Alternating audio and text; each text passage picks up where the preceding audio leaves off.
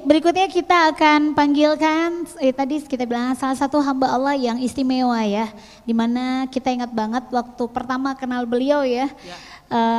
Ingat gak waktu itu habis seminar Hijrah Dei kita kumpul terus sharing bareng. Kemudian beliau memutuskan datang ke Pontianak dan Ustadz Lukman menawarkan beliau untuk menjadi salah satu menggerakkan gerakan infak beras di Kota Palu. Dan kita ingat banget gimana beliau netes bareng istri, bareng keluarga dan teman-teman yang akhirnya terbentuklah Paskas ya. Paskas di Palu ini dan alhamdulillah sampai akhirnya Allah izinkan hadirnya sedekah akbar. Karena gini, kenapa saya bilang saya haru? Karena sedekah akbar itu tidak bisa sembarang diadakan di tiap kota. Misalnya kalau di situ ada gerakan infak beras terus langsung boleh gitu ngadain sedekah akbar di kota itu? Enggak. Ada syarat dan ketentuan yang berlaku untuk kota tersebut bisa mengadakan sedekah akbar ya Bang Ene. Salah satu syaratnya apa? Salah satu syaratnya kota-kota yang sudah punya spek tonase yang sudah banyak kontribusinya, dan yang kedua tentunya punya tingkat ketaatan ya kan, dan punya tarbiyah yang bagus, maka itu dipilih oleh pengasuh Pondok Kamira. Oke, jadi ada syarat dan ketentuan yang berlaku. Baik, kita panggil sama-sama untuk naik ke atas panggung ini. Nantinya kita akan ngobrol dengan beliau. Jadi man behind the scene, iya. adanya gerakan infak beras, dan insya Allah tadi sudah disampaikan di sesi awal, beliau akan melanjutkan estafet dakwah berikutnya, merintis peradaban masjid di Kota Palu. Amin. Masjid Kapal Munzalan insya Allah. Kita panggil dengan takbir Bapak Sahrudin atau Ayah Udin. Oke, takbir. Sekali lagi takbir.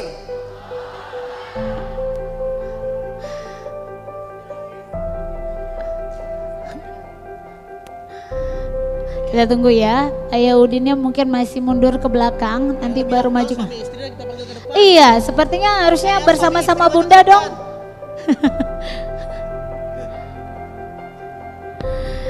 Oke, Masya Allah, tabarakallah. Beri plus, luar biasa. Pada Ayah Udin panggilannya. Ini orang yang luar biasa, orang yang punya semangat juang untuk membesarkan agama Allah. Ayah Udin ini kita kenal, kalau kata istri beliau Bunda Nur adalah suami yang tidak pernah marah sama istri sekalipun. Nah, jadi Ayah Udin ini sama istrinya aja nggak pernah marah gitu loh, Bi. Nggak pernah marah gitu loh, Bi. Masya Allah. Seharian beliau sebelumnya di usaha advertiser, kini mendedikasikan mungkin 70% sampai 80% waktunya untuk berdakwah di jalan Allah dengan gerakan infak beras yang insya Allah berikutnya melanjutkan estafet peradaban memulai masjid Kapal Munzalan Palu. Insya Allah, silakan Ayah Udin. Oke, beri plus buat Ayah Udin. Takbir! Takbir! Takbir! Insya Allah. Haru.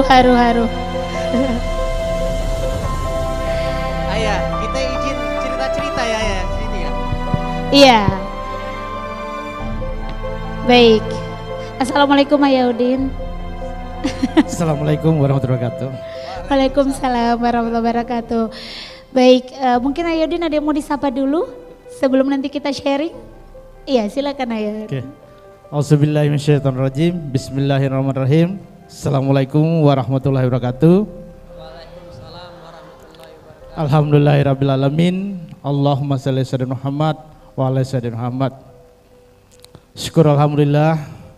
Hari ini merupakan hari bahagia di mana saya pribadi cukup lama menanti sedekah akbar ini, kurang lebih 2 tahun. Dan alhamdulillah ini atas izin Allah dilaksanakan. Ucapan terima kasih kepada Ustadz Lukmanul Hakim yang telah memberikan banyak kontribusi, dan ucapan terima kasih kepada seluruh pimpinan pondok, ya, para pengasuh yang saya tidak bisa sebutkan satu demi satu. Baik, Masya Allah.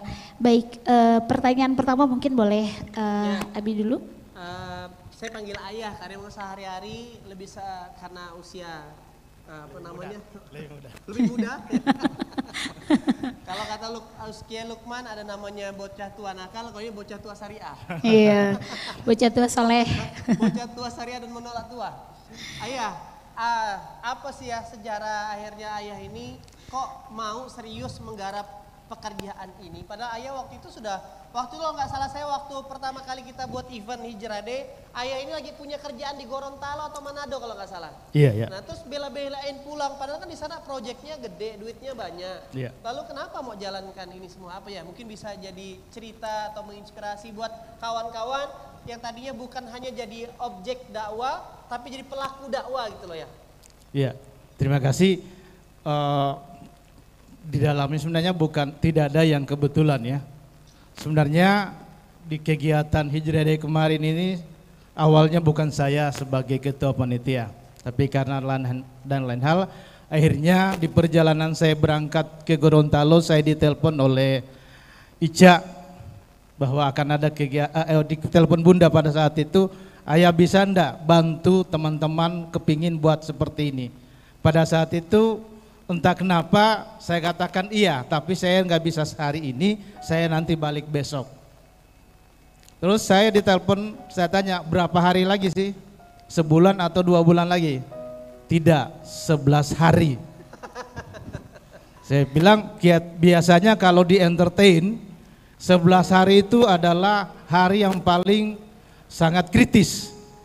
Sangat-sangat kritis. Karena persiapan kita di entertain biasanya 3-4 bulan gitu. Oke, saya berpikir ini yang baik.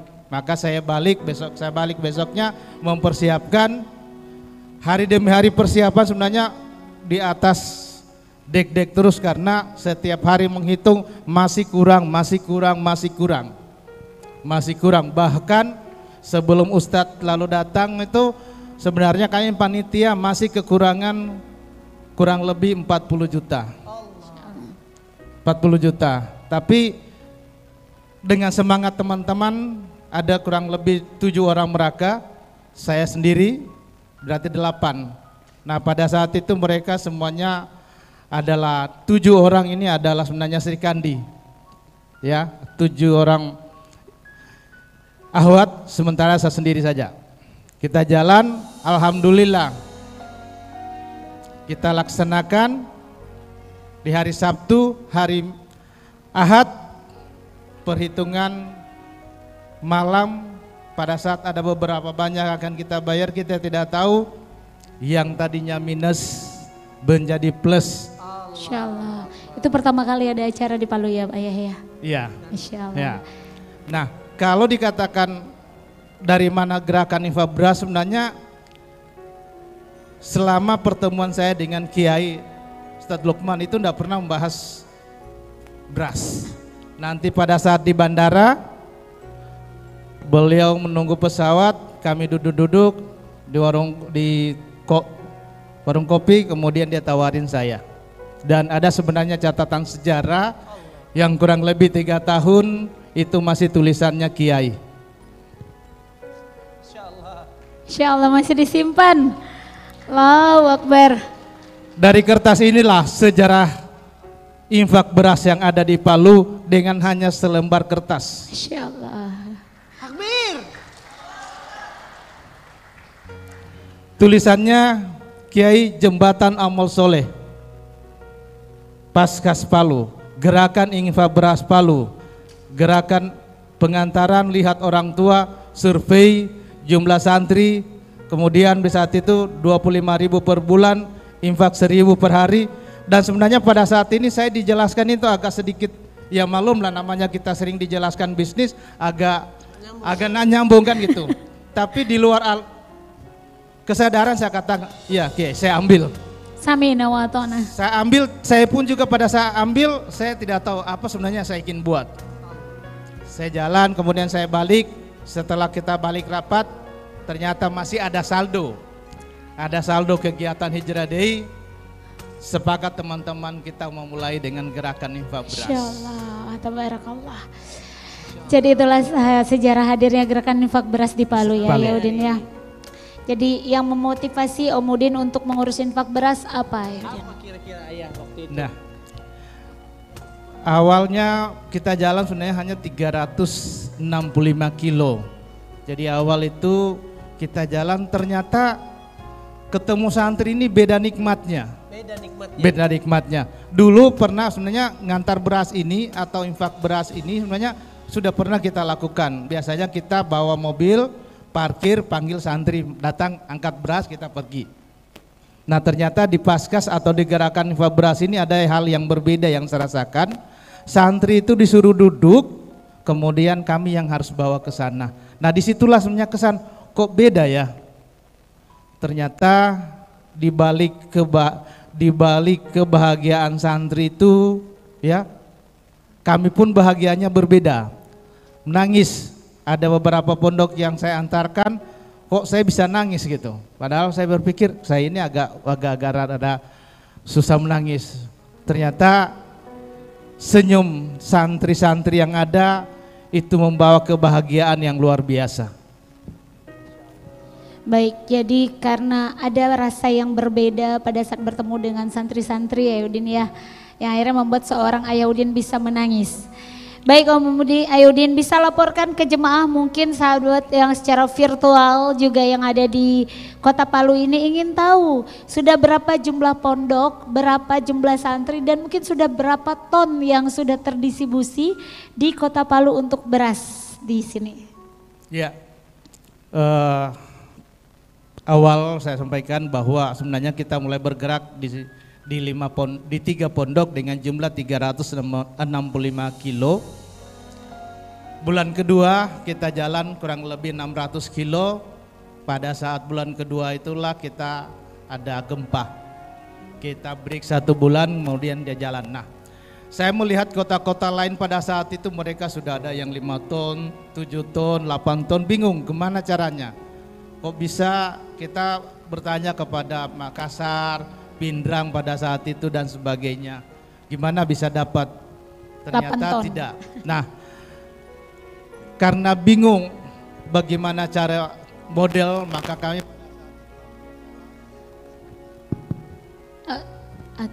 berangkat ke Malang menyusul Kiai.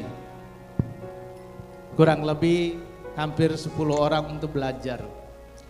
Perjalanannya cukup panjang, ilmu yang diberikan Kiai hanya cukup ketemu 5 menit saja dapat. Padahal waktu yang kita gunakan cukup panjang. Nah, maka kemudian kita jalan mengikuti konsep dari Kiai bahwa bertumbuh dan menetes, bertumbuh menetes itu yang kami kembangkan. Dan alhamdulillah saat ini dari tadinya 3 pondok kurang lebih, dan wilayah pada saat itu hanya Kota Palu saja. Dan alhamdulillah saat ini hampir seluruh wilayah Sulawesi Tengah. Bahkan kemarin sempat kita di wilayah Pasangkayu. Total pondok saat ini kurang lebih 188 pondok. Masya Allah, Allahu Akbar. Dengan jumlah kurang lebih 13.750 santri. Masya Allah. Dengan total tonase kurang lebih 42 ton. Masya Allah, takbir. Dari yang susah mikirin 8 ton, sekarang Dari malah di 42 ton. 42 ton. Dari berawal 365 kilo ya tadi ya. 65 kilo. Keren banget, Masya Allah. Oh, Itu sebelum nanti kita cerita apa-apa yang mau kita kasihkan kepada adik-adik. Ya, coba ceritakan sekilas apa ya yang dirasakan dalam dampak kehidupan ngurusin beginian di jalan Allah ini. Secara kehidupan personal, di rumah tangga, apa yang dirasakan? Iya. Apa balasan Allah? Kalau mau dihitung-hitung sebenarnya terlalu banyak, sulit diutarakan. Dulu ingin mencari rezeki itu ternyata saya berpikir bangun pagi, pulang sore atau pulang malam, bahkan kalau mungkin di saya kemarin bukan bangun pagi pulang sore tapi pergi tanggal 1 pulangnya tanggal 20. ngapain aja ya? Iya. Agak jauh sehingga anak saya Sheila Marwa Pratiwi pun protes, ayah ini sebenarnya kerjanya apa? Pergi lama, pulangnya sebentar. sebentar pergi lagi. Nah, setelah infak beras dulu sebenarnya beberapa dulunya setiap pekerjaan itu kalau saya tidak ikut ke lapangan, alhamdulillah bermasalah. Setelah infak beras, ngurus anak yatim, penghafal Al-Quran, ternyata tidak perlu harus saya jauh-jauh ke Gorontalo, tidak perlu jauh-jauh ke kota-kota lainnya, cukup di Palu mengurus itu, pekerjaan beres. Allah. Jadi benar ya kalau ada ayat Quran pada saat kita mengurus agama Allah, maka urusan kita akan diurus sama Allah. Betul Benar, ya? benar. Intan surullah, Masya Allah. Maka saat ini sebenarnya hampir jarang sekali keluar kota. Kalau keluar kota paling misalnya pergi lihat-lihat pondok 2 hari 3 hari, 1 hari balik. Urusan kerjaan alhamdulillah rezeki adalah. Meski ada. Masya Allah. Baik, ayo Udin, sekarang ini kita pengen laporin nih ke para orang tua asuh, ayah bunda yang mungkin hadir secara langsung, secara fisik yang ada di Kota Palu, di ruangan ini, maupun secara virtual, mungkin ingin tahu, Oke. Mungkin ingin tahu apa saja isi dari tas yang diberikan kepada para santri. Oh, ada tamu di luar, mohon disambut. Ada. Ya, silakan Ayah Udin laporkan apa-apa saja isi dari goodie bag-nya para santri. Silakan Ayah Udin. Mungkin langsung ke situ.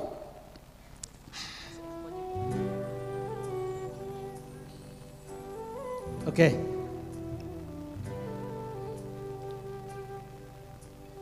Inilah barang-barang yang kemarin di packing, setelah didistribusikan kurang lebih 1.900 telah distribusikan ke beberapa pondok yang ada di Kota Palu, Donggala, Parigi, Poso, Ampana, dan Morowali. 1.900 telah disampaikan kepada anak yatim dan penghafal Al-Quran, termasuk 100 paket diantaranya untuk korban likuifaksi dan tsunami. Dan 200 insya Allah akan kita sudah bagikan di sini. Adapun apa sih adalah yang mereka dapatkan ini adalah tas. Yang kedua adalah sebenarnya deterjen. Ya, deterjen. Yang kedua ini body soap atau sabun mandi. Sabun mandi. Dari daun bidara. Nah, ada satu ini sabun. Ini sabun ajaib. Tidak dijual di pasaran, tapi kalau dipakai ada perubahan, gatal-gatal dan sebagainya hilang. Ini produksi Munzalan. Kemudian ada spray.